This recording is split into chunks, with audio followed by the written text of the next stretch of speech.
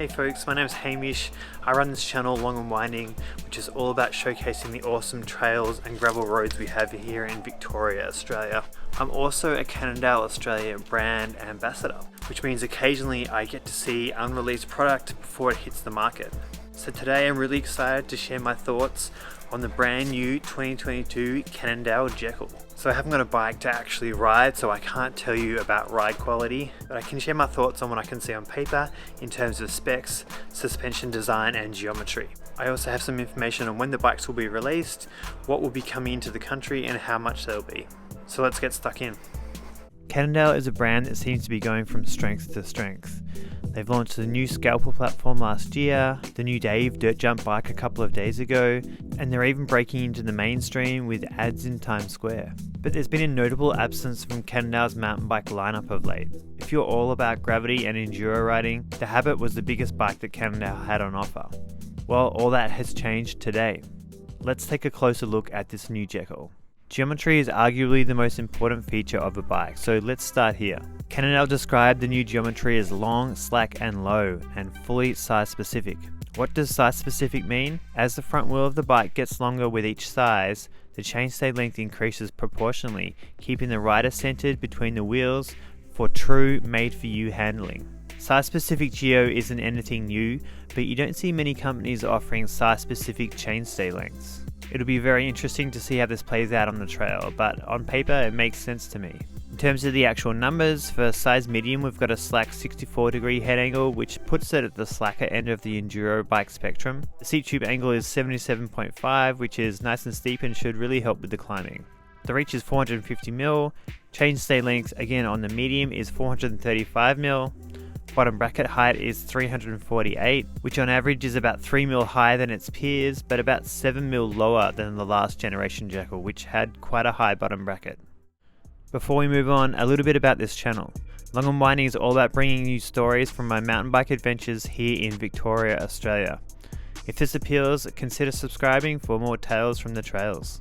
One of the most noticeable features of the new Jekyll is its suspension design. There is a lot going on here, and it's awesome to see Cannondale have developed a whole new platform. You may know that Cannondale ran a downhill team for a while and they developed a downhill bike for their riders. I'm not sure if that team is still operating. If you know what's happening with the team, let me know in the comments. But it seems like the technology has made its way into this new generation Jekyll. The result is a pretty darn impressive bike setup that you know is being developed with the help of riders pushing the design to its absolute limits. The rear suspension delivers 165mm of travel and utilizes a high pivot approach, which is fast becoming the go-to setup for many big brands these days. So what are the benefits of a high pivot setup? Well, on a traditional pivot design, when the rear wheel hits a bump, it moves upwards and forwards. This can cause the rear wheel to get hung up on rocks and essentially slows you down. With a high pivot design, when your back wheel hits the rock, it moves backwards and upwards. This means you're less likely to get hung up on rocks and equates to more speed on the trail, especially when things get wild, which is what this new Jekyll is all about. The shock is also placed inside the down tube, which makes for a really clean look and a lower center of gravity, which provides more stability on the trail. There's also what Cannondale are calling a guidler. What the hell is a guidler? Well, it's a chain guide and idler in one. That to me is pretty clever.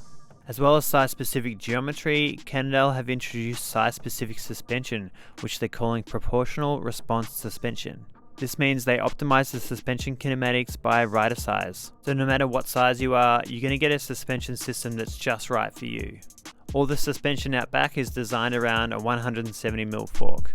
So with the new geometry and suspension design, Cannondale have taken a giant leap forward from the previous Jekyll. All this should make for an absolute gravity shredding beast. So what will be available and how much? First of all, I have to flag that these are all Australian prices and availabilities. So I can't speak for the rest of the world, but there are two Jekylls coming into Australia for 2021. The Jekyll 1 for just under 8.5k gets you Fox factory suspension and a GX drivetrain. The Jekyll 2 for just under 6.5 gets you a RockShox Zeb Select fork, Fox DPX2 rear shock and Shimano Dior drivetrain. In terms of availability, the Jekyll 1s arrive in August this year in beetle green only. The graphite colour arrives later next year. The Jekyll 2s in purple haze and graphite arrive in November this year, so it shouldn't be long until you're able to swing a leg over one of these beasts. Head over to the Cannondale website for more details on these and for region specific pricing and availability. Alright, well that just about wraps things up for the Cannondale Jekyll. Let me know in the comments what you thought of this new offering from Cannondale. If you enjoyed the video, please like it and don't forget to subscribe while you're down there. Alrighty, see ya.